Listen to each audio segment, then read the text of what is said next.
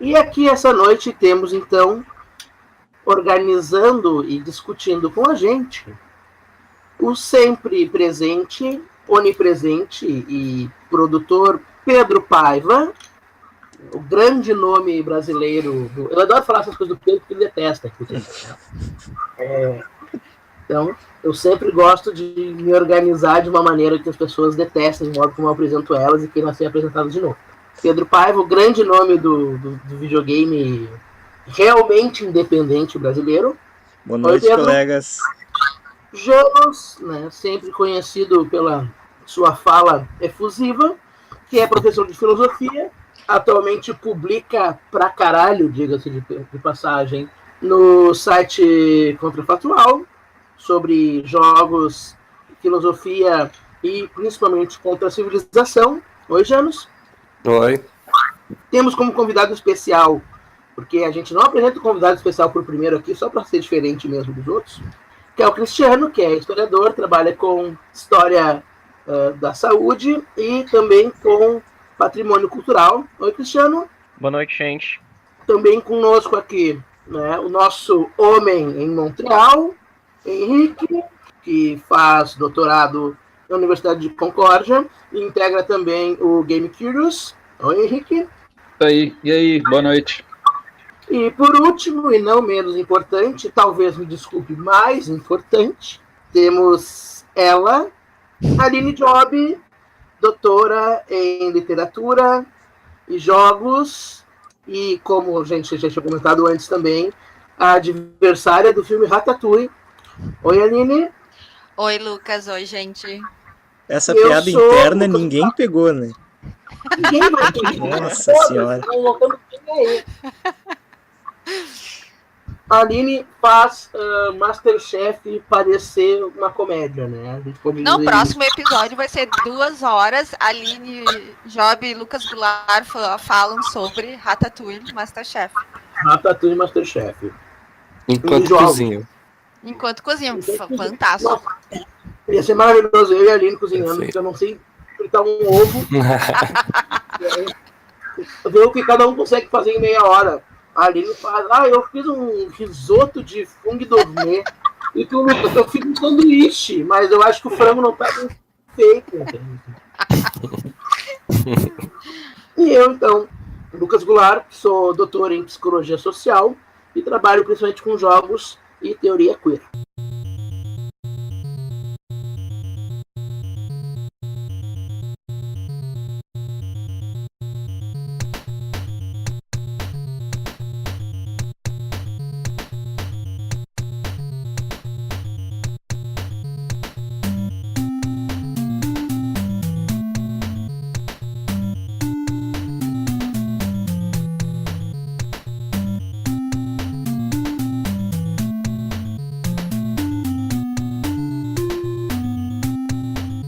Então, Pedro, gostaria de fazer os trabalhos de iniciar a discussão sobre hoje?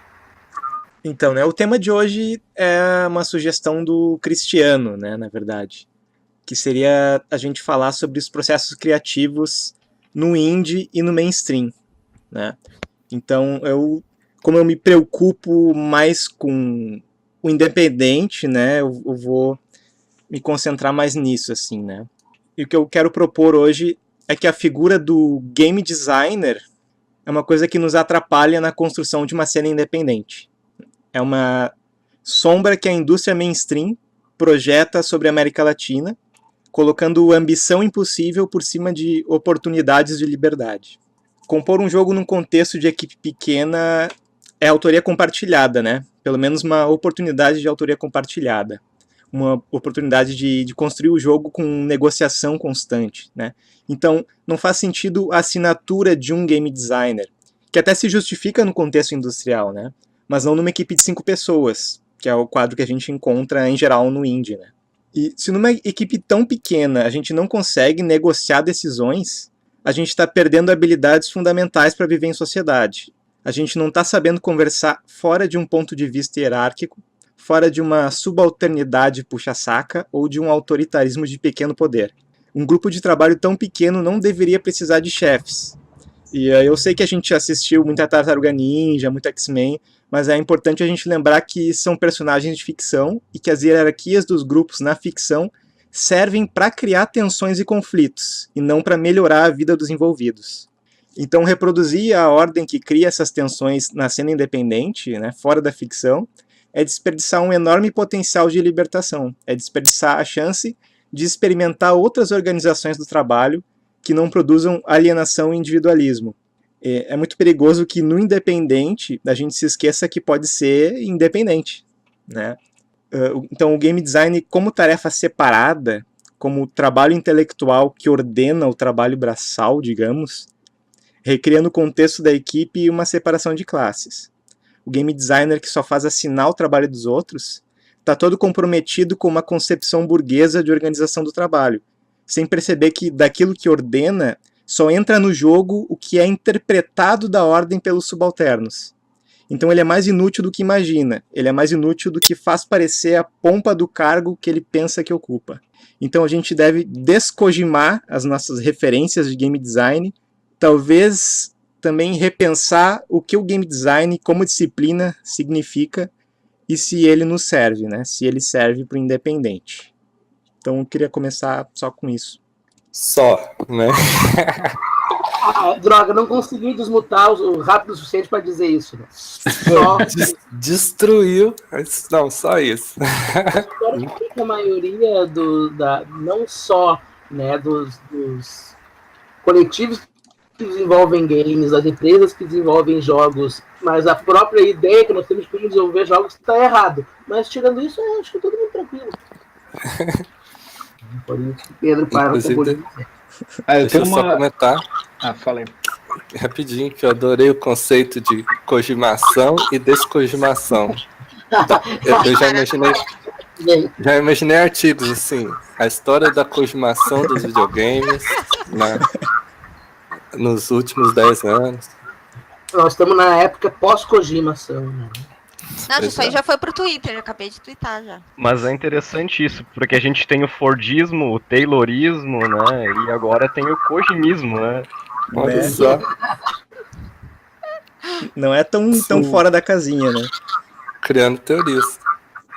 Tem uma coisa aí que é interessante, que agora nessa última GDC teve uma fala lá, uma das talks, eu não fui assim, mas tipo, né, eu vi na sinopse lá, falando que era sobre por que assinar o seu jogo, por que colocar o seu nome no jogo, né, e era justamente dois designers, acho que eu não lembro quem eram os dois, um deles era o Zach Gage, que é a pessoa que fez o Really Bad Chess, enfim, uns jogos de celular que são muito bem bolados, assim, umas versões de Solitaire, sei lá.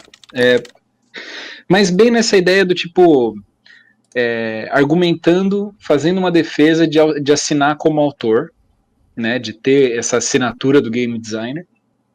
Eu não sei exatamente os conteúdos, né, mas eu sei o que eu ouvi falar sobre essa fala, que tem uma defesa da coisa de humanizar o processo de criação de jogos, né. Tipo, a ideia de que a partir do momento que você tem uma assinatura de autor ou uma coisa assim, que isso, sei lá, mostra para o público que são pessoas fazendo o jogo, né. Só que soa como um argumento, claro que depois tem que ver como é que foi o argumento de fato que eles fizeram, né, mas dentro do contexto onde a gente tem já essa situação, né, o kojimismo impera aí, né, fica uma coisa muito solta, né, tipo, meio, parece que, tá, tudo bem, você assina, você mostra que é uma pessoa que fez, muito bom, mas quem são as outras pessoas que não estão sendo mencionadas, quais são as relações que estão construindo o contexto onde esse jogo existe, e por aí vai, sabe? Que negociações que aconteceram e que ficaram pelo caminho, sabe? Eu acho muito engraçado, porque sempre que a gente começa com aqueles papos de esse jogo é arte, não sei o quê, já chegamos aqui, né? Foi rápido, chegamos no jogo é arte com menos de 20 minutos de podcast, né? Eu acho que é recorde. Menos talvez para o nosso podcast sobre jogo e arte. E aí sempre tem alguém dizendo, não, mas o videogame é uma coisa em si mesma, o videogame ele é único em si próprio. Mas eu vejo essa tentativa de colocar o game designer como central, é muito uma tentativa de tu achar aquilo que, por exemplo, no filme é o diretor. Né? O diretor do filme, ele é aquele que conseguiu, né, reunir, então, todas as visões, né, da pessoa que faz a fotografia, da pessoa que faz a trilha sonora, da pessoa que faz a direção de arte, né, e dá um toque do editor, às vezes também, porque às vezes ele não é o editor, e dá um toque seu, e dá um toque próprio. Né? E é engraçado como existe uma tentativa, para mim, não sei se ela é consciente, mas ela é muito objetiva, de tentar transformar o game designer nisso, né? Tentar transformar o game designer no diretor, por mais que os jogos tenham diretores, né? Mas tentar transformar o game designer no diretor do jogo, né? Fazer a tradução nesse sentido e nesse nível, assim. Entende? Então acho legal pensar um pouco isso, né? O quanto que os jogos querem ser uma coisa nova por si própria, mas eles copiam e eles continuam alguns legados ou alguns modos de compreensão, né, que provém de outras mídias como o cinema, a qual os jogos tentam desesperadamente ser retirados, né, não ser mais colocados como comparação. E uma coisa que eu acho que tem nisso, assim, dessa relação com outras mídias e tal, que é colocar o nome como colocar marca, né? Tipo, a ideia toda de que você, como indivíduo, você tem a sua marca pessoal, né? E que isso, dentro dessas relações, dentro do indie, assim, onde tem essas figuras dos game designers estrela que carregam o sucesso de um jogo nas costas, entre muitas aspas, assim, né?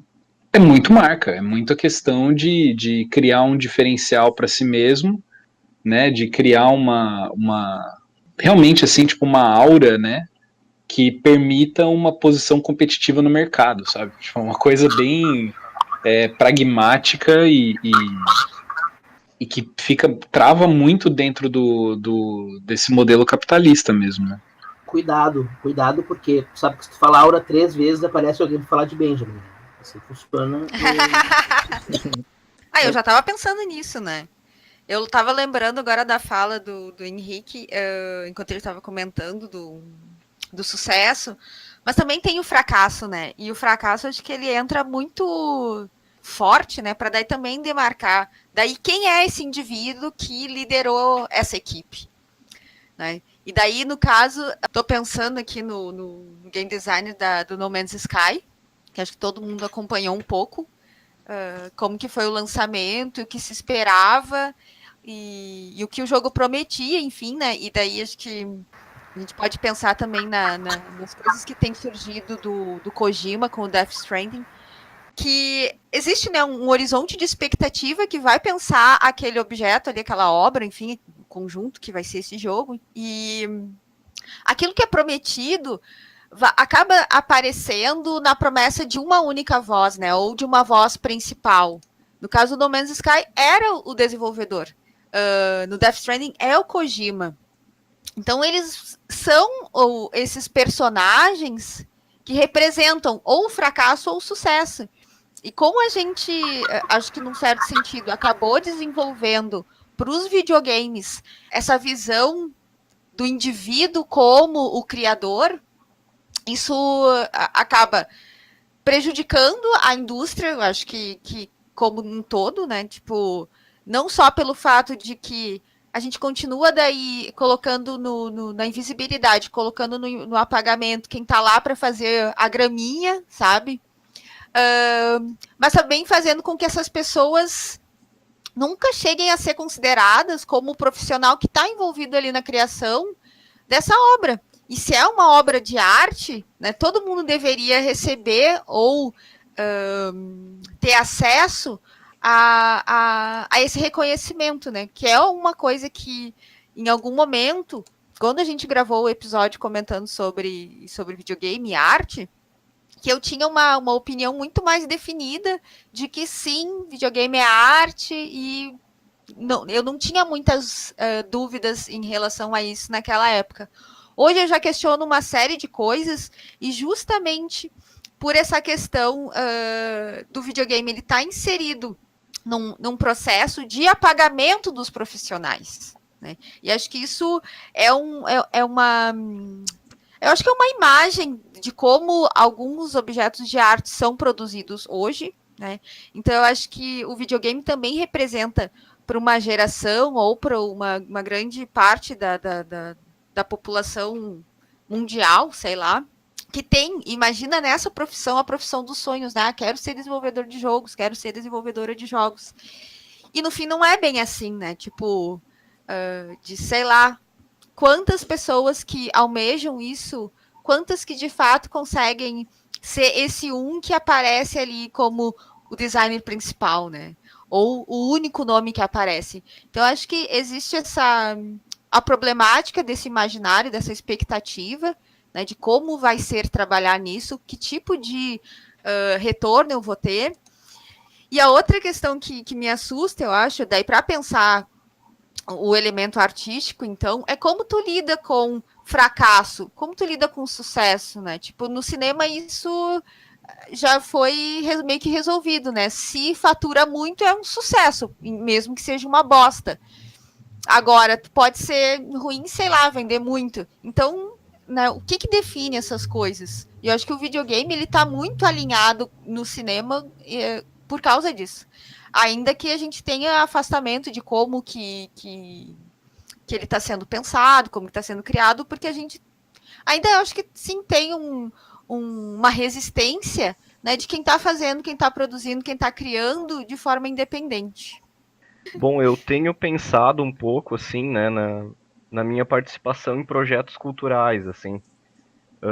Às vezes o historiador é chamado para participar em projetos, né, que fazem cartilhas ou livros sobre a história da cidade ou de prédios antigos, né?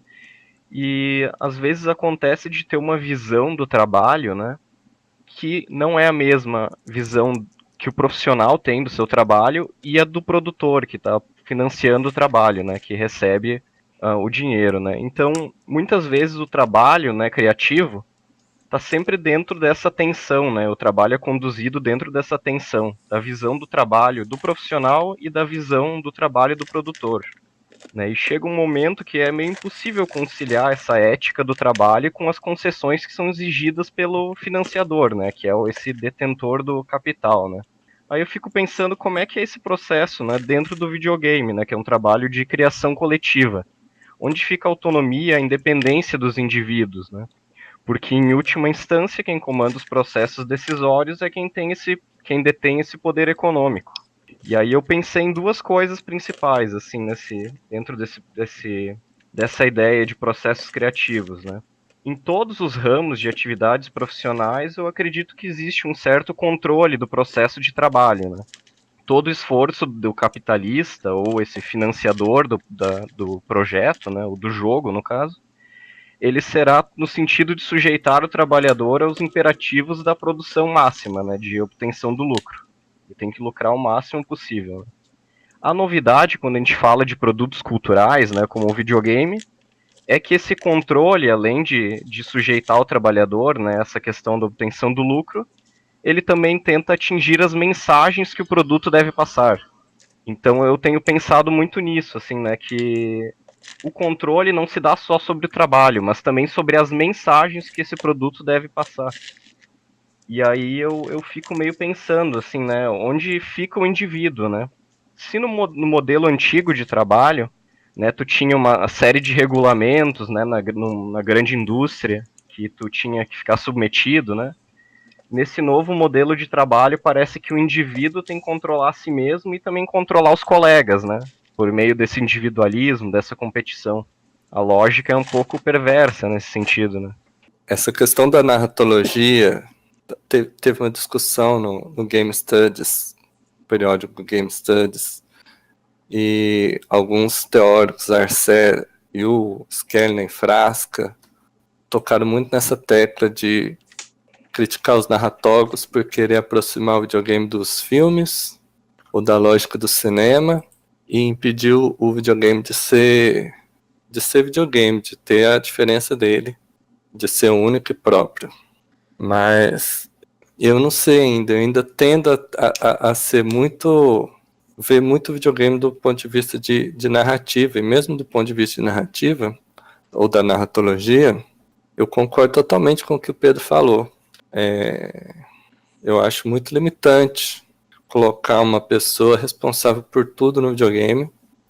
Eu conversei com um cara recentemente que estava defendendo isso, estava defendendo o game design, mas as discussões que teve sobre game design, ele citou o Flusser, o filósofo conhecido como filósofo do design, e ele tem realmente coisas muito interessantes sobre relação entre comunicação, semiótica, videogame, mas eu acho que eles não discutiram muito bem a questão do design de jogos.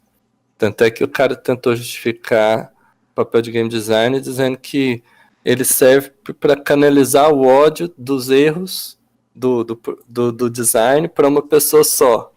Porque, de outra forma, o projeto ia ficar partido, as pessoas iam ficar brigando por causa dos erros de design e o projeto não ia para frente. Então, ele serve para o projeto ir para frente. De certa forma, isso faz sentido com o que o Pedro estava falando. Então, serve só para esse modelo industrial que o independente quer se separar disso, quer se distanciar disso. Então, eu falei, quando ele falou isso, eu falei, eu não quero canalizar o ódio de ninguém, então eu não quero ser game designer, né? Eu quero criar jogos. E aí ele falou, não, então crie jogos, não seja game designer, porque dá muito trabalho. Então, é mais ou menos isso mesmo. Mas, sobre o ponto de vista da narratologia, sobre o conflito entre videogame e cinema, eu queria falar que o legal, na perspectiva da narratologia, videogames são brinquedos de criar histórias. O legal dos jogos é você poder criar histórias de uma forma nova, que não seja só contando a mesma história para as pessoas, esperando que todos entendam aquela mesma história. Mas você abre para elas poderem participar de certa forma naquela contação de histórias, então elas têm uma interação. Elas podem brincar com os elementos que você tem. Então, ao invés de dar um brinquedo automático que sempre faz a mesma coisa, você dá um brinquedo de montar. E a pessoa, como se fosse um Lego, ela vai montar aquilo ali, tem certos limites, mas ela vai montar mais ou menos o que ela quer, dentro daqueles limites que você coloca. E um outro nível de interatividade, que não apenas você conta uma história interativa, mas você pode abrir para os jogadores as ferramentas que você utilizou para criar aquele gerador de histórias. Não é uma história, é um gerador de histórias. Ele é feito com certas ferramentas. Você pode criar ferramentas para uma interação ainda mais profunda com aquele gerador de histórias, para criar outros geradores de histórias a partir daquele gerador de histórias. Então, você pode abrir para uma interatividade, não só com a história, mas com o processo de criação. Você pode fazer isso de modo relativamente fácil e gerar um monte de coisas a partir do que seria basicamente uma história só. E essa é a ideia do mod, de modificar o jogo, de dar acesso às pessoas, de modificar e mexer com realmente tudo aquilo que você botou lá e criar o que elas quiserem a partir daquilo, e vai criar coisas imprevisíveis completamente diferentes do que você planejou. Disponibilizar as ferramentas e buscar, talvez, mais igualdade ainda entre quem está criando e quem está consumindo ou lendo. É o consumidor-leitor, não sei definir. Pois então, a fala do Janus e do Cristiano me levaram para pensar nessa questão da autoria, né, que eu acho que é dentro de estudos de arte ou estética mesmo, a gente vai acabar entrando nisso, né? E a minha área especial de estudo, que anteriormente era focada em literatura, isso sempre foi um elemento de consideração muito forte nos trabalhos de crítica de autoria, né? E uma problemática que eu sempre via nesses estudos ainda era, assim, muitas vezes um foco intenso, né, em cima da questão da autoria. Mas, né, isso depende muito da questão de abordagem, se o crítico, ele pensa o texto pelo texto, ou se ele pensa o texto pelas relações de autoria e contextuais. Mas, assim, essa questão eu acho que não nos importa agora aqui no momento. Mas eu acho que no momento que a gente leva isso para a questão dos processos criativos, e daí pensar no controle dos processos e como que a indústria do videogame, né, dentro de um sistema capitalista de produção, se organiza, eu acho que ele apaga essa autoria, né? Mesmo quando a gente tem ali um game design que assina esse jogo, eu acho que esse valor que a autoria, por exemplo, vai ter nas outras artes, seja no cinema com o diretor, que é, né, o nome da criação da obra mais importante, acaba sendo o nome mais importante, é o do diretor, acredito eu, no cinema. Na literatura é o autor, né? Não vai ser o editor. O editor, a gente nem sabe quem é o editor daquele livro, muitas vezes. O autor, ele é o indivíduo que recebe todo esse destaque, digamos assim. E aí, claro, a gente pode pensar que sim, existe um controle desses processos, né? Eu acho que se engana muito quem está dentro da literatura hoje e acredita que está produzindo o livro que quer, sem nenhuma questão contextual, social envolvida. E o videogame, acho que ele não escapa disso. Só que no momento em que a gente tem essa produção, né, coordenada entre um grupo de pessoas, às vezes grupos muito grandes, né, de mais de um grupo, e grupos muito grandes de pessoas, a sujeição que a gente vai ver ali, que foi o que o Cristiano comentou, eu acho que ela é o mais forte que a gente talvez esteja vendo na questão de produção da indústria cultural hoje. Né? Que é esse trabalhador que não só não tem consciência, né, da sua função social e cultural, ele não tem um apoio legal para sua própria profissão, ele não entra, né, na consideração de como aquela obra ali vai ser produzida e desenvolvida e daí chegar, né, no público, para daí passar pela recepção. Não, ele acaba sendo mais um objeto dentro dessa cadeia gigantesca, né? Num episódio de evento em que eu e o Lucas estávamos juntos, nós perguntamos para uma turma de jogos digitais, né, se eles pensavam em qual era o papel deles, né, qual é a função do game designer, qual é a função de quem está produzindo jogos, né, qual o seu papel. Né. Naturalmente, nós não tínhamos uma resposta pronta para isso, mas o que a gente queria era que eles pensassem sobre isso. Né. Claro que a gente tinha. O capitalismo. Não, eu digo assim, a gente não poderia dar a resposta para eles, porque eles tinham que chegar nessa resposta, né? Vamos começar a dar resposta. Então, eu acho que assim, a questão de como isso se desenvolve é muito assim, significativa para daí a gente entender que o papel que essas pessoas acabam tendo nesse sistema em que elas não têm poder de participar das decisões, que não existe diálogo para aquilo que está sendo produzido, que elas realmente estão ali só para fazer a graminha, acho que o indivíduo se perde, né? E a mensagem que vai acabar surgindo, né, daquela obra em específico, sim, ela é tanto o interesse da própria desenvolvedora em apresentar aquela ideia ali, aquele horizonte, vai ser também o reflexo do mercado, como o mercado vem respondendo a determinados temas, a determinados gêneros. Então, acho que a questão do indivíduo, dele poder participar, né, nessa indústria mainstream do videogame, ela é quase inexistente.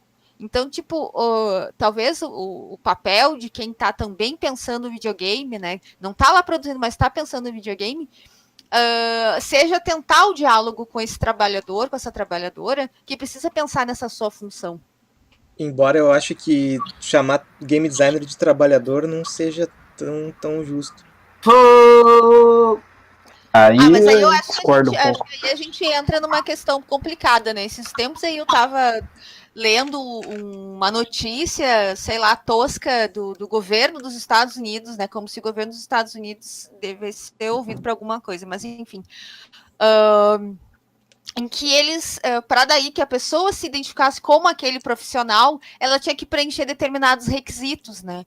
E se para mim uma coisa que vale para a literatura, no, tipo, eu me considero um autor, eu me considero uma autora, assim eu sou, tipo, eu não preciso do reconhecimento, né? Antigamente a gente tinha essa visão que para mim é da tradição, é de uma visão classista, sei lá, de que tipo, ele precisa ter sido reconhecido como tal, ela precisa ter sido reconhecida como tal, para que daí ela atinja o status disso, né, de escritora, de escritor. Eu acho que a pessoa que se considera tal coisa, ela é, ponto final. Né? Então, eu não debateria isso, assim, quem é e quem não é game designer, sabe? Para mim é só um termo. Não, dizer que autor é só um termo é acabar com metade do que a disciplina faz, que é falar da morte do autor, né? Não, mas é que a morte do autor, ela é distorcida, né? Esse que é o problema. Tá, não tem a morte do autor, mas tu vai pensar na questão do texto. Eu tô com muito medo de perguntar como assim, porque eu quero saber muito. Mas eu tenho certeza que a gente vai falar 4 horas sobre a morte do autor. Assim. Não, vamos deixar isso aí para depois. A gente tinha que fazer um podcast só sobre a morte do autor.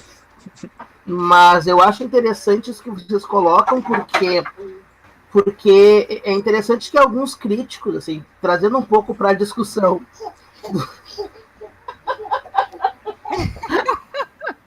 Desculpa, minha filha acabou de sair carregada pelos pés e vindo horrores daqui, então foi muito difícil acabar a frase.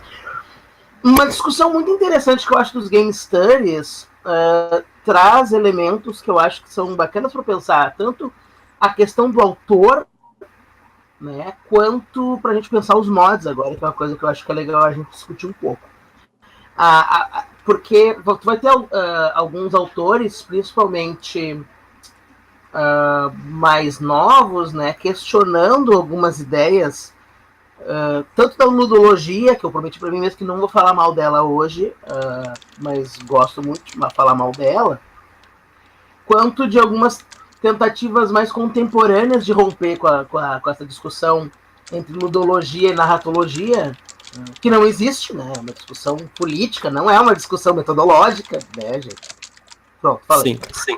Mas né, ela não é uma discussão metodológica e nem uma discussão epistemológica, ela é uma discussão puramente política de universidades europeias que se vende como uma coisa muito mais importante do que ela é, o que, coincidentemente ou não, também tem a ver com o papel do game design. Mas eu queria falar, na verdade, que existe uma grande discussão em relação a como a gente tem a dificuldade de ver o papel dos jogadores quando a gente fala do design, né? Porque hoje todas as grandes maneiras de pensar análise de videogame, como por exemplo a análise procedural do Bogost, não levam em consideração o jogador.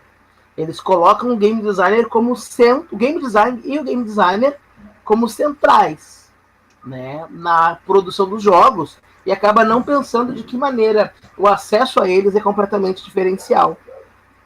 O que me lembra um texto que eu quero escrever, né, que tem a ver com um vídeo que eu, o Pedro e a Bruna assistimos agora, que eu não vou falar de quem é, né, o vídeo, que um game designer brasileiro falava que não colocava elementos de brasilidade nos seus jogos, porque isso é muito hipster, porque não tem nada a ver com o que ele assistia quando era criança, né, que é o Exterminador do Futuro e ficção científica na TV e tal, como se o acesso, entende, fosse igual, assim, como se o acesso do brasileiro que vê um filme dublado numa TV chiada, que, né, assim, joga um videogame que é totalmente fruto da pirataria, fosse o mesmo acesso do videogame norte-americano que era feito por eles para eles.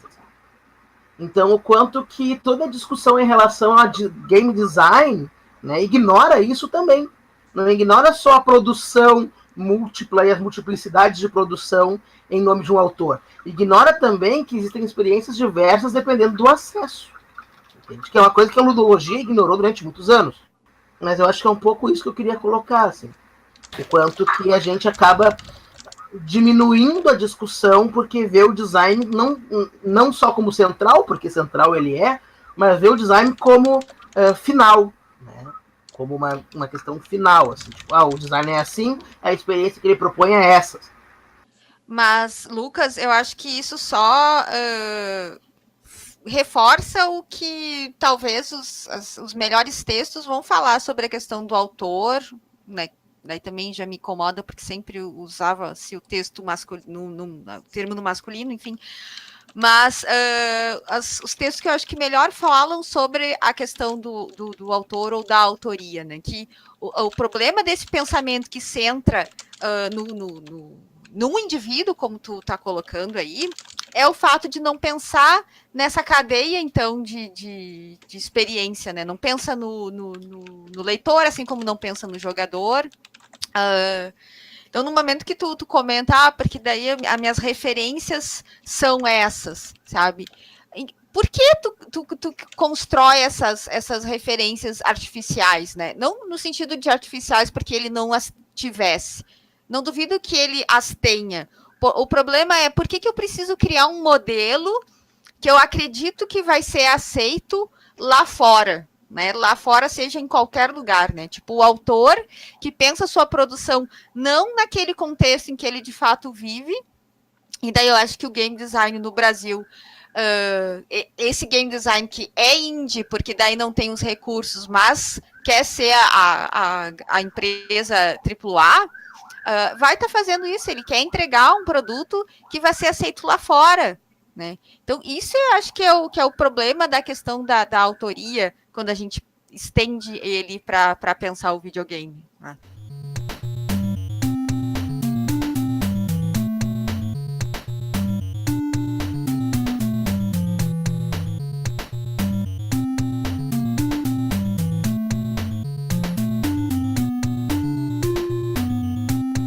Então, o que eu ia falar era amarrando um pouco essa questão da autoria com essa coisa dos mods e das ferramentas de criação que o Janus também trouxe, que é uma coisa assim, eu acho que a autoria ela é pragmática, sabe? Tipo, ela é um espaço, uma coisa que se abre para determinados efeitos, sabe?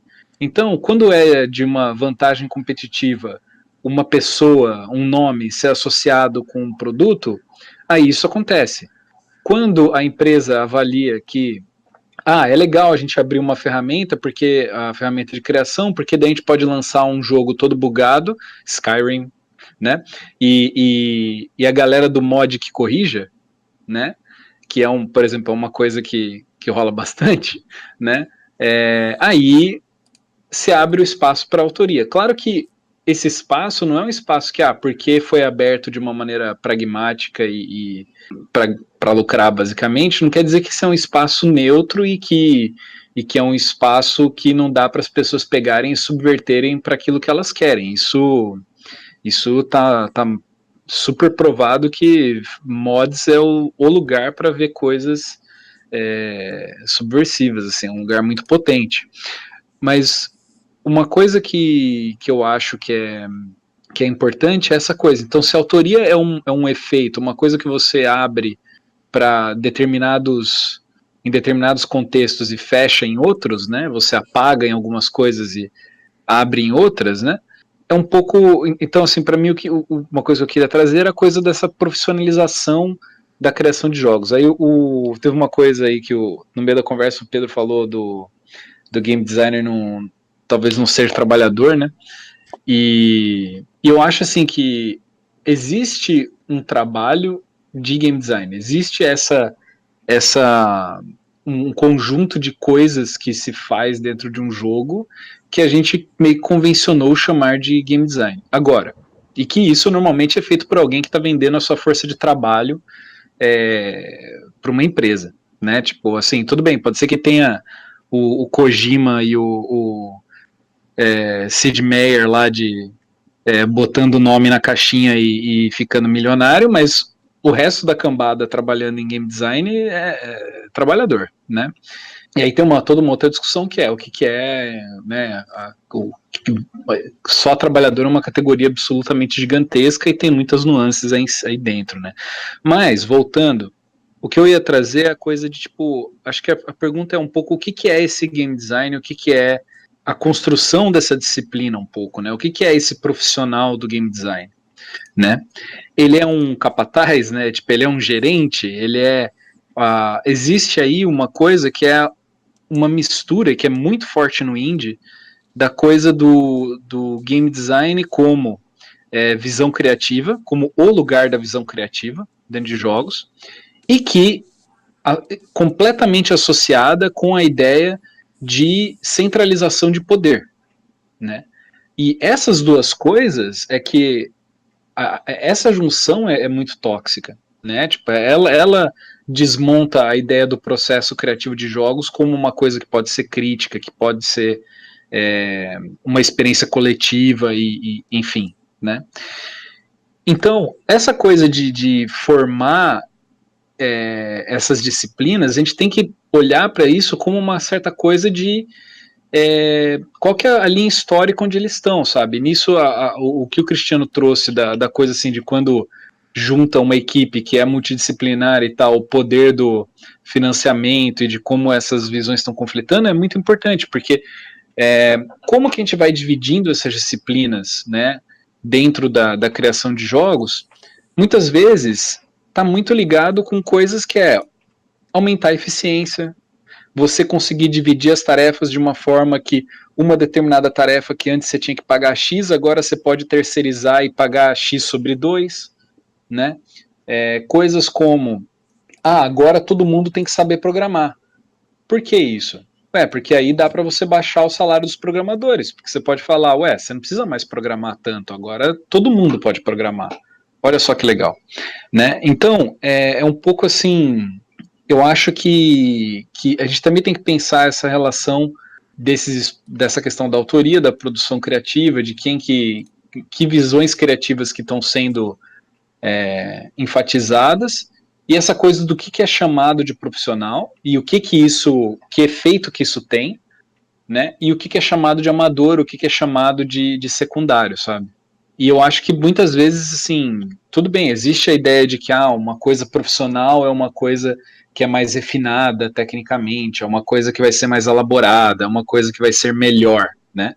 Existe essa ideia, essa é a retórica do profissionalismo, assim, é um discurso muito, muito forte, né?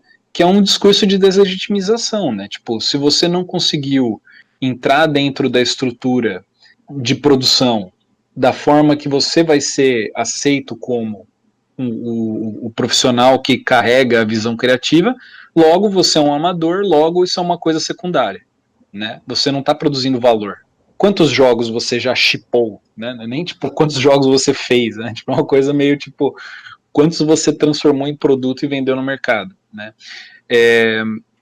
Então tem uma coisa aí que eu acho que é legal, que é pensar assim, e que tem a ver com essa coisa do processo de criação de jogos como uma coisa coletiva.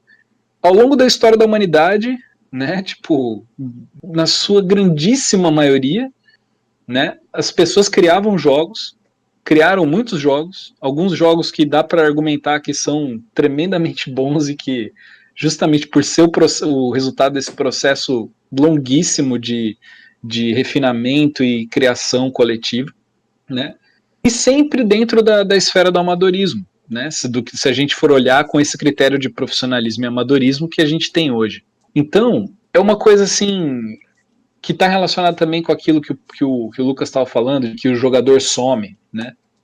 Quem que eram os designers de jogos há 300 anos atrás? Eram os jogadores, né? Tipo, eram as pessoas que estavam jogando, né? Tipo, as tarefas que hoje em dia a gente coloca numa caixinha e fala, essa tarefa é game design, era o que as pessoas criavam como fruto do processo de jogar delas, né? E é por isso que essa ideia de ferramentas criativas e acessíveis de criação de jogos é tão importante, porque quebra esse loop de novo, sabe? Não como uma nostalgia de, nossa, game design no século XVI é que era legal, viu? Ó, vamos voltar para isso. Sei lá, não é essa a questão. A questão é justamente pensar o quanto que essa divisão, assim, de controle criativo e profissionalismo, essa junção, assim, né? O quanto que isso não existe para reforçar uma determinada configuração de poder, né? Que eu acho interessante essa parte porque, justamente, né, tipo, num contexto de capitalismo precário, de capitalismo onde você sempre está na beira de, assim, onde a ideia de profissionalismo é a ideia de quanto que você consegue ser o melhor gerente de si mesmo, né? E o quanto que você consegue colocar as outras pessoas para baixo no processo, né? Tipo, essa questão de o que é amador e o que é profissional fica muito central, né? Tipo, por que a gente ainda associa valor com isso, né? Então tem uma conta no Twitter que eu acho ótimo, que é o do, acho que é Trash McBoy, né? Que é sempre sobre make bad video games, faça videogames ruins, né? E todos os posts é tipo como se fossem umas mensagens inspiracionais assim, e aí, já fez um videogame ruim hoje?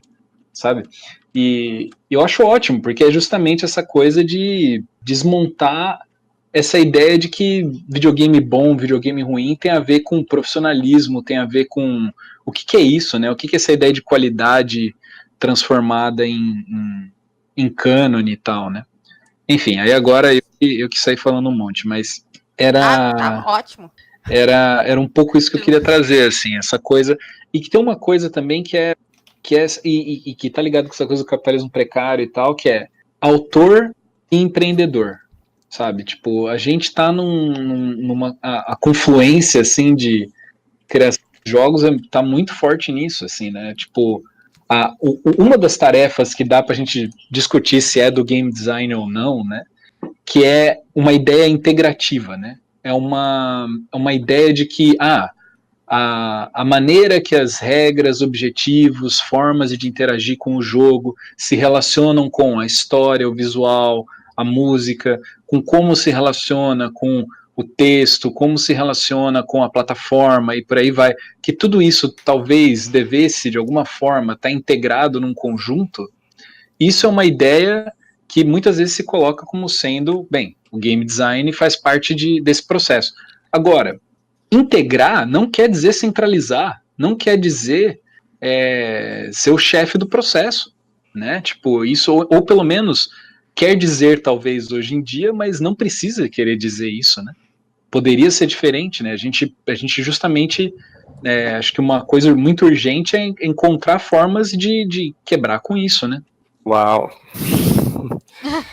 Assim, eu achei que a fala mais destruidora desse episódio ia ser do Pedro, mas agora tá concorrendo.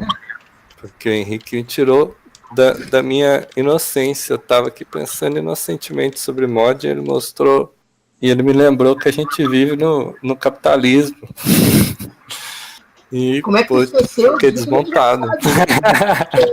Às vezes eu esqueço. Não, dessa viagem. enquanto o Henrique tava falando, eu fiquei assim divagando e pensando, nossa, né? Tipo, ao mesmo tempo em que acho que todos nós vamos concordar aqui que quem faz mod, né? Aí, enfim, qualquer jogo que a gente possa pensar, sei lá, existe ali um movimento de resistência, né? Existe um movimento que, sei lá, agora enquanto o Henrique falava, eu tava ouvindo e pensando assim, olha, sei lá, acho que se a gente pensar no movimento de arte de rua aqui, pensar como que a literatura contemporânea está sendo produzida, o slam, né, que tem essa força de quem está produzindo a partir de um código que já foi estabelecido e daí criando a partir disso. O mod ele tem esse poder de resistência de fazer isso. Ele consegue mudar muita coisa, né? Ele consegue criar e mudar a partir disso. Eu acho que a Anna Entropy fala sobre isso, né? Do poder que cada uma das pessoas tem no momento em que ela enxerga que ela pode criar um jogo, que ela pode produzir um jogo. Mas, ao mesmo tempo, a gente não pode perder essa visão de que os grandes jogos que muitas vezes oferecem essas ferramentas de criação, eles estão inseridos dentro de um sistema capitalista, e quantas vezes, ou se não todas as vezes, que alguns mods são daí feitos para daí melhorar, né, tipo a jogabilidade, são feitos para melhorar os gráficos de um jogo, quanto disso também daí não é apropriado pela própria indústria, pela empresa, né, sem remunerar esse trabalho, né? E esse indivíduo que acaba produzindo esse mod, ele, né, alcança um capital simbólico ali entre as pessoas que produzem esse tipo de conteúdo, que vão atrás de fazer a criação do seu jogo favorito, coisa assim, e a empresa tá ganhando em cima. Essa foi uma coisa assim que, tipo, sei lá, enquanto o Henrique falava, me veio isso e eu fiquei pensando, né, o quanto que isso acontece, né, como que isso pode ser transformado, né, ou desfeito, né, e ainda, sei lá, tipo, ao mesmo tempo que tem esse poder de resistência fantástico da produção do mod, o quanto que daí, como o Henrique falou, né, como que isso está reforçando a configuração de poder. E aí a gente tem uma série de coisas que daí podem se utilizar do mod para fazer isso justamente. É interessante tudo isso que vocês falaram, porque muitas vezes a gente pega um produto pronto, né, e não sabe todos esses elementos que tem por trás da criação, né, todos esses processos de autonomia, resistência, né, que tem ao longo da criação, né, coletiva de um jogo.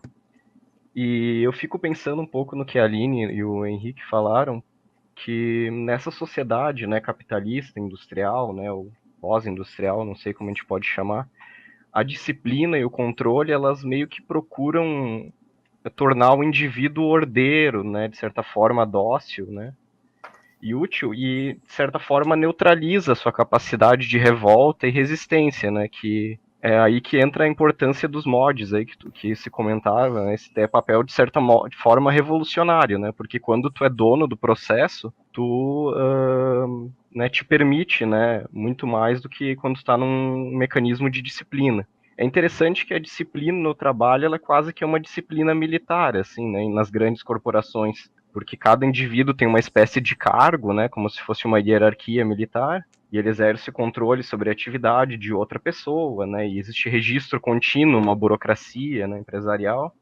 Aí eu coloco uma questão, assim, para pensar um pouco de tudo que a gente falou, assim. Qual lógica que seria mais perversa? Né? Em uma grande corporação, né, que tem todos esses problemas comentados já, mas que tu pode se esconder atrás de uma única função burocratizada, né, quer dizer, tem centenas de empregados e tu está atrás de uma função única. Ou a lógica mais perversa é de uma empresa menor dentro de uma garagem, né, que muitas vezes tem uma divisão um pouco caótica das atividades e todas as atividades são meio compartilhadas, assim, ou se assume mais de uma atividade, ou pior ainda, né, muitas vezes tu tá competindo com o teu colega, né, e esquece que ele também é um trabalhador como tu, né, então qual lógica seria mais perversa? Dessa da grande corporação, né, que tu pode se esconder atrás de uma função única, ou dessa pequena grupo de trabalho em que tu mesmo fiscaliza, controla, pune e premia o teu colega?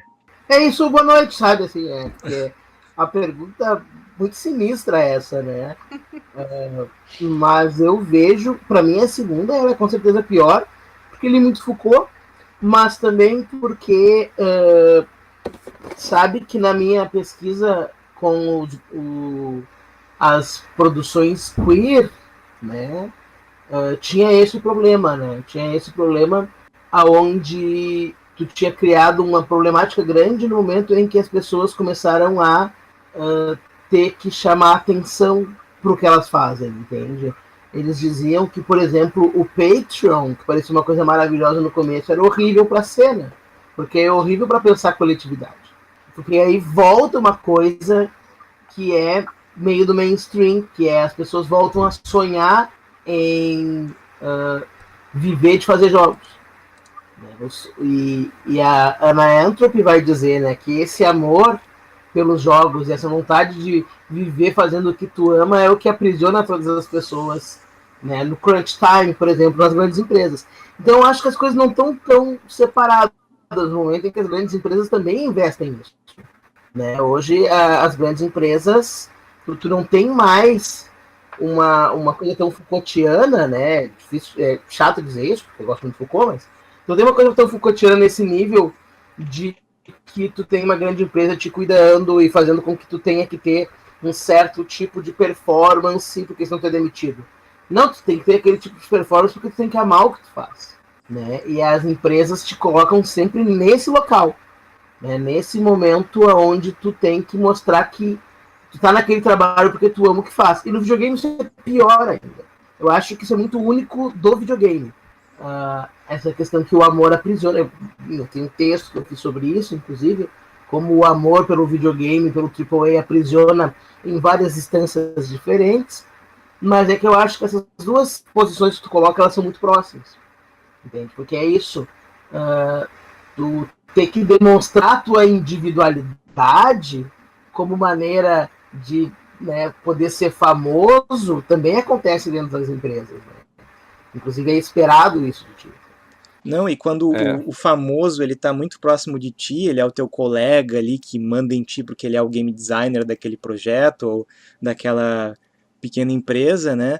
Tu não tem que amar só fazer videogame, mas tu tem que amar também o teu colega, né? Que fica naquela zona difusa entre colega, chefe, que tu não sabe bem, e tu consegue ver uma possibilidade muito maior de tu ocupar o lugar dele, né? Porque afinal ele tá tão perto, tu pode ser ele amanhã, tu já quer que ele morra amanhã para tu poder ocupar esse lugar, enfim, né? Eu acho que é muito mais cruel porque detona uma possibilidade que não existe tanto no mainstream, que é tu criar do zero condições de trabalho outras, né?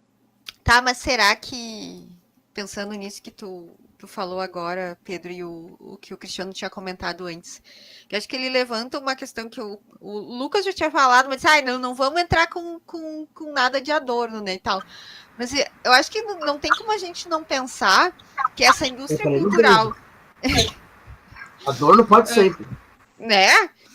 Eu acho que não tem como a gente não pensar que o videogame, que está dentro dessa indústria cultural, que o que ele faz é despolitizar tentar despolitizar. Acho que sim, existe uma função despolitizadora, né, em alguma instância dentro do videogame, ou no videogame mainstream. E que isso acaba daí, tipo, sei lá, de alguma forma, tornando todo mundo que está participando desse sistema num objeto ali passivo, né? Tipo, eu estou aqui, né? E daí, vejam, eu não estou criticando o trabalhador, a trabalhadora que está dentro disso, porque eu acho que essas pessoas sim são trabalhadoras, mas que ela não mais pensa em si como sujeito, ela é um objeto dentro desse sistema maior que a antecede, que é uma indústria forte, que determina essas relações de trabalho e, mais ainda, né, determina essas relações de trabalho sem nenhuma proteção, porque, né, não são sindicalizados. Aqui no Brasil, então, a gente tem essa visão de que, tipo, sindicalizar é ruim, né, tipo, a indústria de videogame aqui, se é que dá pra gente chamar, assim, de indústria do videogame aqui no Brasil, as pessoas acham que é ruim, porque elas não querem envolvimento do Estado, né, elas são liberais, ou pelo menos os chefes, né, entre aspas, dessas equipes de videogame indie e tal. Então eu acho que assim, eu acho que não tem como a gente salvar essa população de trabalhadores do videogame dessa passividade de estar ali, sabe, despolitizado como produtor, como criador, como trabalhador, de daí não pensar nessa sua função ali dentro, não buscar o seu papel ali. Né? Então, eu acho que o que essa indústria faz, que é, tipo, nos oferecer uma forma de, tipo, evitar todo tipo de esclarecimento, de compreensão, de entendimento, ela faz com o trabalhador também. Então, o movimento, talvez, possível para modificar isso, seja daí para politizar essas pessoas, para politizar os funcionários. Só que a gente, né, daí vive numa situação hoje em que pensar política e se politizar aparentemente é ruim porque é coisa de esquerda, né? E tem outra coisa também que é não o sindicalismo é ruim, mas não existe contexto no Brasil para sindicalização porque a nossa indústria é precária. Na verdade, não, né? Na verdade, a indústria precária ela produz o mesmo tipo de exploração, às vezes até pior do que uma indústria mais sólida, né? Sim, isso que tu já tinha falado em outras situações do podcast, enfim, e reforçou agora, de como que essas relações daí dentro dessas pequenas empresas, né? Porque são empresas, eles vão ter que ir lá se dizer MEI ou qualquer coisa do tipo, ou microempresa. Existe ali uma relação de hierarquia que é borrada, né? Tipo, tem-se a sensação de que é horizontal, que as decisões são horizontais, que elas estão ali para daí mostrar que as decisões elas são horizontais, o que não é, a gente sabe que não vai funcionar assim dessa forma. Quer dizer, o esforço para que isso aconteça, ele já existe, acho que a gente já comentou até uma empresa num outro episódio que fez isso, que daí os lucros são todos divididos, que as decisões são compartilhadas sempre, todo mundo participa do que vai ser feito, de como vai ser feito. No entanto, aí aqui a gente tem essa falácia de somos todos amigos, então decidimos tudo junto e tudo acontece no coletivo. E não é, porque as pessoas são demitidas dessas pequenas empresas que a gente conhece aqui, as pessoas não têm opção de opinar sobre aquela produção que está acontecendo, do tipo, eu só fiz aquilo ali, depois eu vi como é que ficou pronto, né? Então, tipo, a sindicalização ela seria fundamental para que essas pessoas pudessem ter voz, né? E eu concordo com isso. A não sindicalização ela precariza cada vez mais. E daí a gente já vem num movimento de que algumas profissões, né, algumas funções dentro do sistema de trabalho, né, do que a gente tem hoje como categorias de trabalho aqui no Brasil, elas já são muito precarizadas. O do videogame já é porque não é sindicalizado, porque não tem uma legislação que pense sobre aquele trabalhador ali. E as pessoas acham que elas estão, na verdade, se salvando da opressão do Estado, não sendo sindicalizadas. Exato. Falou tudo, nem disse, mas falou tudo. Eu ia só comentar que o Lucas falou que isso talvez seja muito único do videogame, esse de se vender por amar a ideia, o sonho de fazer o que você gosta. Mas eu vejo uma relação disso com uma coisa que acontece no TI, da pessoa, o discurso autonomista dentro da tecnologia da informação, de que o cara é responsável pela própria formação e que ele está lá porque ele tem muito conhecimento e porque ele não dependeu de ninguém, não depende de CLT, não depende de porra nenhuma, porque ele é o cara independente, autônomo, vende o trabalho dele, só depende da qualificação, da qualidade e tal. Tem muito disso também, né? Não sei se eu estou enganado. Mas respondendo também o que o Cristiano colocou, as duas coisas são ruins, porque são duas cabeças da mesma hidra, que no momento em que convém, vai para um lado ou vai para o outro, e é o mesmo problema, no fundo, que a Aline explicou maravilhosamente. Não tem mais o que falar depois disso. Não, eu só ia adicionar dizendo que uma outra área que é assim é a universidade. Trabalho acadêmico também tem muito dessa do veste a camisa e vambora, né? Eu acho que é uma dinâmica bem geral, assim. Perfeito, para você ver como que o buraco é muito mais fundo, né? Falando de papel do design de jogos, a gente chega num problema civilizacional. Não, gente, para mim, assim, eu acho que o que mais representa de pior nas relações de trabalho hoje é essa questão de vista a camisa, seja ela de pregos e, tipo, sorria sempre, porque é o seu emprego, você tem que Você tem que honrar o seu emprego, você tem que mostrar o quanto ele é bom e o quanto você gosta de estar aqui. Eu sou indignada com isso. Eu não visto a camisa de lugar nenhum. Se me dão roupa de graça, eu visto, gente. Se for literalmente a camisa. É muito engraçado porque eu perdi a melhor camiseta que eu tinha, que um amigo meu me deu de empresa, que era uma camiseta escrita compromisso com o lucro. Eu achava maravilhosa essa camiseta. Eu tava em todos os lugares que eu ia. Era muito maravilhosa. Caramba, Ela demonstra desgraça. Você podia ir pra bandeira do país, assim. Troca a faixinha do meio pra compromisso com o lucro. Tem uma empresa aqui perto da minha cidade que eles cantam o hino nacional antes de cada expediente. Caralho. E uma certa época eles tinham o hino da empresa também. Não, hino da empresa? Eu quero fazer o hino do ataque agora. Meu Deus, agora Shadowrun. Shadowrun Feelings. As empresas a gente tem jingle. Sério, jingle? Terem hino. A gente tem jingle. Sim, pô, da vinheta. A gente tem a Internacional Chiptune aí. A gente É. tem que só pôr uma letra meio corporativa nela. Compromisso com o lucro. Vista sua camiseta. Não, hoje o nosso slogan é compromisso com o louco, né? Porque nós estamos tocando o louco de geral em tudo. Eu me lembrei Mas eu acho quando. que se não é pra tocar o louco, nem ligo o Eu nem começo a gravar. Hangout, nem começo. É bom que o ataque a gente grava de casa, né? As pessoas dizem, se não for pra causar, nem põe uma roupa. Eu nem tiro a roupa, né? Porque, obviamente, eu não tenho pra gravar esse podcast. Por favor. A última coisa que eu quero fazer é ter uma discussão significativa de roupas, entende? Ninguém consegue fazer isso. Eu lembrei quando eu tentei entrar nesse mercado louco de Você TI. trabalha com roupas, Janus? Não. Às vezes. Aí vocês trabalham com roupa.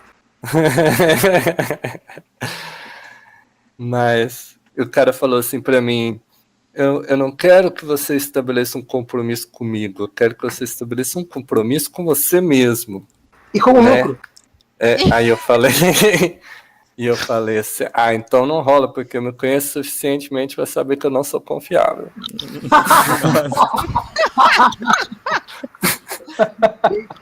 Eu sempre digo isso. Apenas a pessoa realmente canalha é confiável, porque tu sempre sabe que ela vai fazer o oposto do que ela diz, né? Eu contrataria o Janus. Agora. Pra ser game designer, inclusive. Ai, que horrível.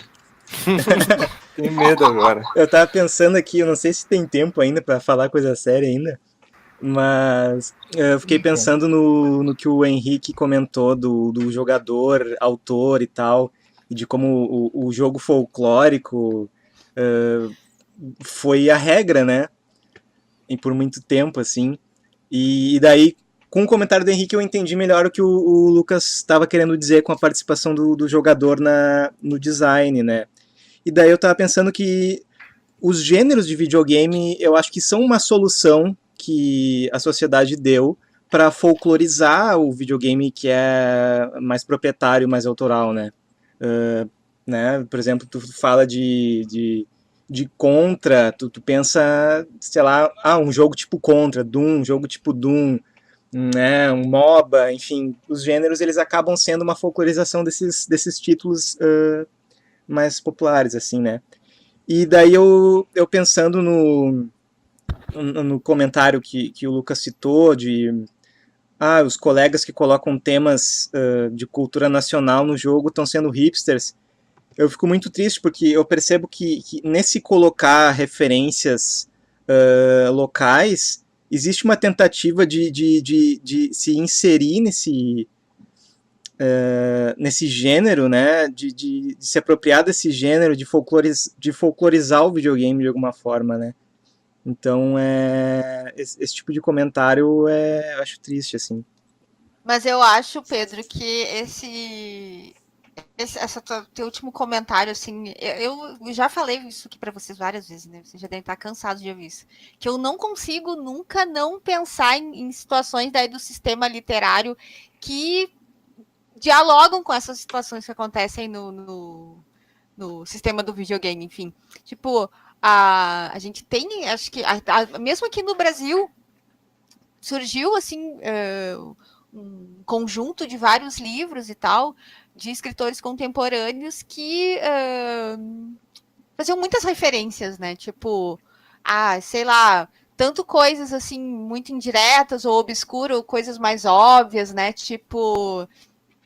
um trecho de uma letra de música da Lady Gaga, do tipo, como se fosse uma fala de personagem, coisas assim.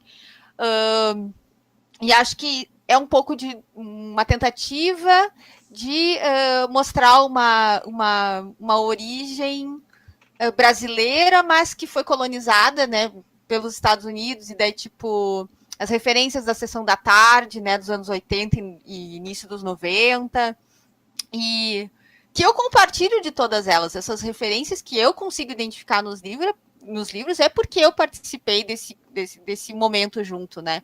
Mas que não deixa de ser uma colonização, né? Porque, tipo, por que eu não posso falar da Xuxa, sei lá, sabe? Não que o pessoal não fale eventualmente da Xuxa, ou dos Trapalhões, ou qualquer coisa assim, sabe? Mas eu acho que sim, existe um movimento, assim, tipo, que para eu ser aceito e ser reconhecido, eu tenho que fazer essa referência que é maior ou mais alta do que aquilo que a maioria das pessoas consegue alcançar. E acho que para mim a piada e o exemplo melhor para pensar isso é o livro de uma escritora gaúcha daqui, que assim, ela costuma escrever livros que são totalmente muito desconectados assim da nosso contexto, enfim. E não que seja obrigado a escrever o livro assim, mas o último livro dela se caracteriza assim pelo tipo pessoas plantadoras de maconha na Califórnia, sabe? Eu acho que é o ápice do hipsterismo possível na literatura que eu vi nos últimos anos, sabe? E é premiada, né? As pessoas amam. Ele é sobre escritores brancos velhos que andam de trem, porque para mim literatura séria é isso. São escritores. Não, aí tem o pessoal sério que é assim, é o cara que é o escritor escrevendo sobre o escritor que tá andando de trem, tem umas alunas que ele pega, é sempre assim. Essa é a grande obra da literatura contemporânea. Voltando para o passado, e é da República Tcheca. Esse escrita séria, o resto para mim não é. Não, eu acho que esse diálogo com a nostalgia, ele pode ser muito bom. Eu acho que ele pode ser muito rico e, enfim, tipo, pensar várias questões, assim, das relações culturais e de países diferentes, enfim. Agora, quando tu faz isso como um formato, uma estratégia para daí, tipo, garantir uma aceitação, aí eu fico me questionando, né, qual que é a questão dessa criação artística, né? Ou tu tá simplesmente usando a técnica para daí fazer o teu produto? Isso que eu me questiono.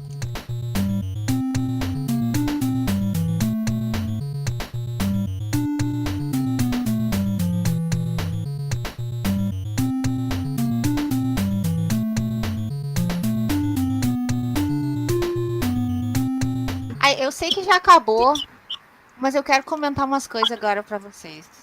Então não acabou, então.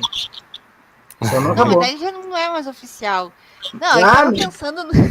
Tá gravando. Não, tava pensando na questão das demissões coletivas, né?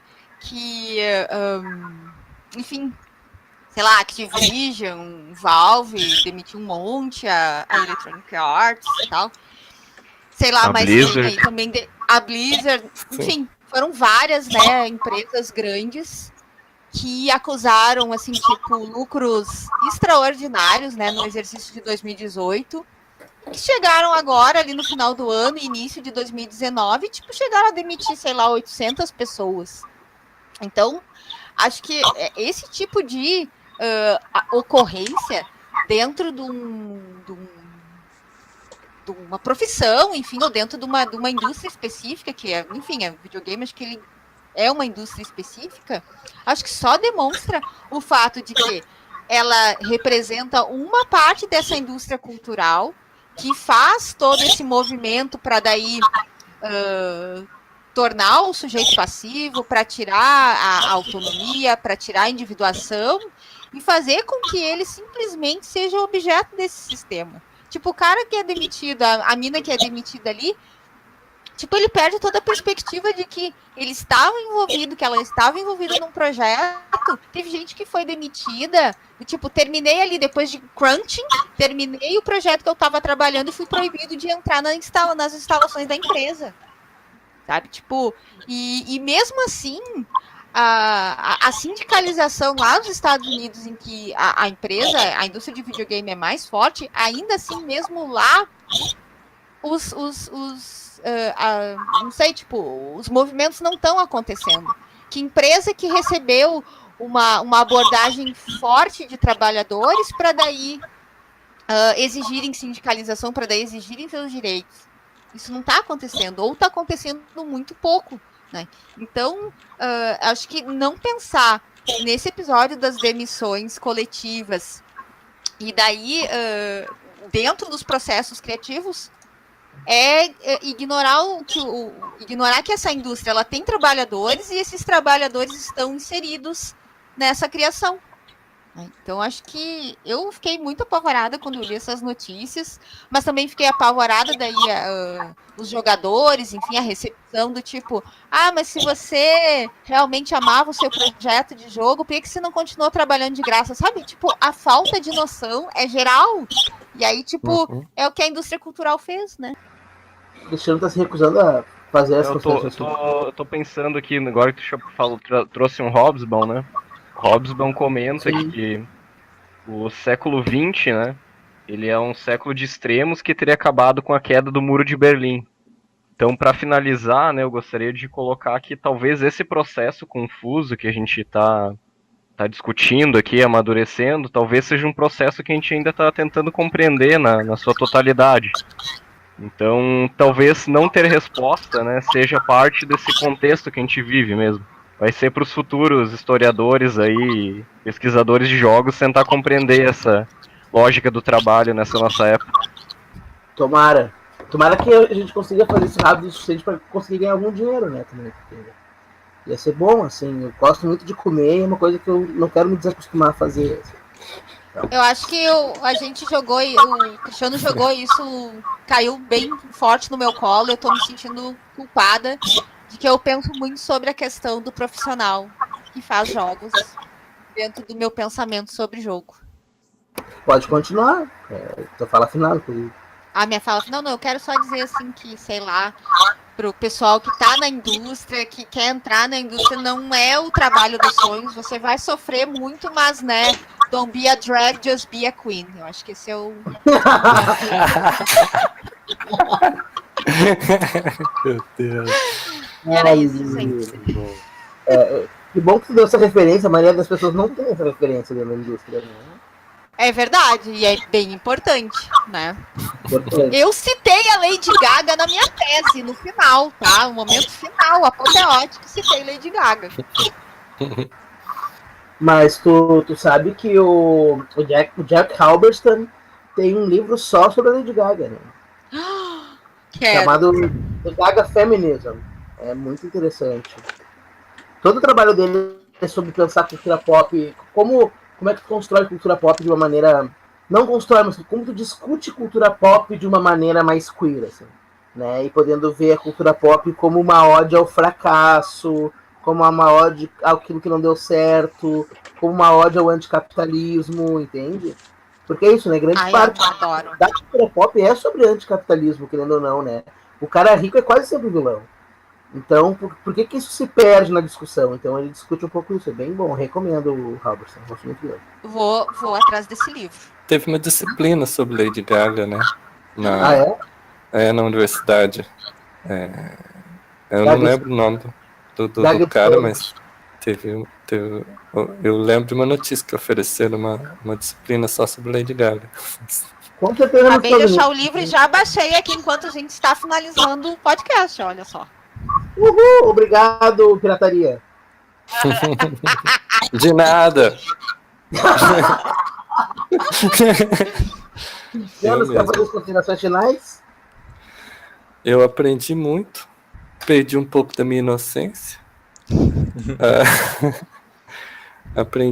Entendi que, assim, era até previsível, mas o problema foi analisado bem profundamente, chegou lá no fundo, o que é? É a indústria cultural, é o capitalismo e tal.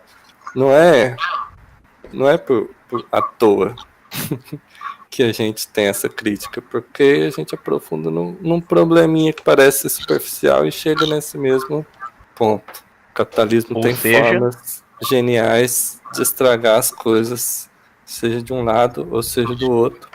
O papel do game design está complicado pelas mesmas complicações que complicam outras áreas, outras formas de precarização têm suas especificações, mas tem uma mesma raiz e parece que o problema não vai... Tipo, a sindicalização é uma boa ideia, é uma boa saída que está surgindo. Ou seja, paz entre nós, guerra aos seus. Mas, né, não vejo, assim, como isso pode acontecer sem um processo mais amplo também. Tem que o pessoal do TI tem que passar pelo mesmo processo. E aí os outros, e aí vai. É uma bola de neve. No fim de tudo, são os trabalhadores como um todo, né? Tô parecendo Marx agora. Detesto isso, mas... Não. Como assim? Detesto? Como assim? Não, pera aí. Pô. Mas eu acho que no final... Bom, esse é meu comentário final, depois eu faço. Mais alguma coisa, João? Pode falar, Lucas. Pode destruir, vai. Não, imagina. Pelo contrário. Eu sempre faço o último comentário final, porque eu sou MC e tal, então Pedro pode falar agora. Participem da Peteca, né? Vou usar aqui esse espaço para fazer propaganda da Peteca, propaganda partidária, né? Porque a Peteca é um espaço super legal, assim, justamente para a gente poder até reclamar desses processos, de como estão organizados os nossos trabalhos, assim, né? E é importante que a gente tenha esse tipo de espaço, assim, né? Pode fazer mais propaganda, pode dizer quando é que é a próxima, porque esse é o único lugar onde propaganda partidária não é vista como um problema. Né? Assim, eu não sei, mas eu não consigo ver nada. Acho que o episódio vai ser editado depois da próxima, mas enfim, vai ter agora dias 15 e 16 e 22 e 23 vai ter a Game Jam Antifascista em Porto Alegre, organizada pelo Ataque em conjunto com a Peteca de Porto Alegre. Todos convidados. Caso o episódio saia antes. Com a mão da Unicinos, dá pra agradecer um pouquinho a Unicinos também. Quê? Com uma mão da Unicinos ali, né? Sim, a Atomic Rocket. Eu acho interessante a gente discutir algumas coisas e chegar no final e dizer que o problema é o capitalismo. Não porque isso é errado, porque isso é muito certo, mas é engraçado porque a gente vê que existe um processo dos jogos, tanto em questão de mídia, quanto em questão, principalmente em questão dos game studies, de querer se colocar como algo diferente. Sempre como algo diferente. Não, agora nós somos o novo. Né? É uma coisa um pouco da tecnologia também. Mas é engraçado o quanto que mais se fala diferente, os jogos ou viram a mesma coisa, né? Porque a gente acaba vendo, então, ainda as mesmas soluções, que é, então, consciência de classe, né? Que as pessoas possam se enxergar aquilo como um trabalho mesmo, né? Aquela coisa meio como é que a gente resiste à indústria cultural, né? Que aí o Adorno vai dizer, bom, né, tu brinca quando tu brinca e tu trabalha quando tu trabalha, né? Não é as duas coisas ao mesmo tempo. Isso é porque ele não conheceu o World of Warcraft, que daí é tu brinca e trabalha. Que o problema é exatamente esse. A cultura do fã, ela é linda, a internet 2.0 é linda, e o fã vira o autor, mas não é ele que ganha tudo isso monetariamente. Ele ainda tem que trabalhar para viver, né? Então é engraçado ver como o videogame tenta se afastar de tudo e ser considerado novo e aquilo que traz a novidade, e na realidade ele só deixa cada vez mais profundo e deixa mais visível os problemas do capitalismo. O capitalismo é ruim, crianças evitem o capitalismo, destruam o capitalismo, né? Essa é a mensagem do Ataque para hoje.